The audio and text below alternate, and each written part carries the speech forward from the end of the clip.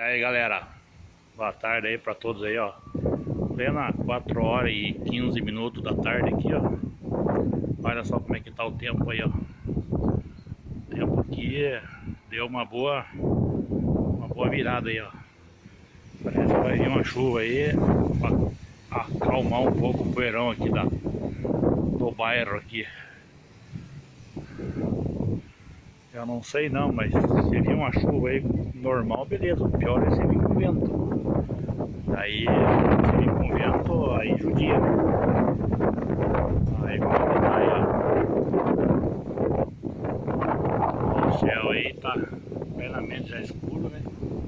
Plena 4 horas da tarde, 4h15 mais ou menos.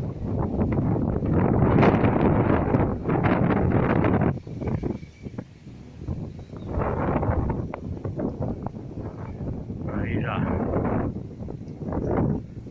vai vendo aí, ó.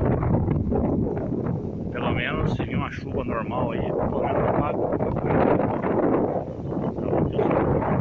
Então, se quiser aí, vai ser um fim de semana bacana aqui na nossa cidade aqui, né?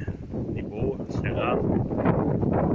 Pelo menos refresca também esse calorão tremendo que tá aí, misericórdia. Ninguém merece um calor desse aí. É isso aí. Vamos pedir pra Deus aí que manda uma chuva mansa aí que não venha causar nenhum dano na cidade aí. Porque ontem, se não me engano, em Foz do Iguaçu ali deu um temporal brabo ali.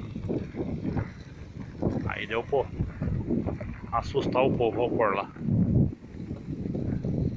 Então é mais ou menos assim.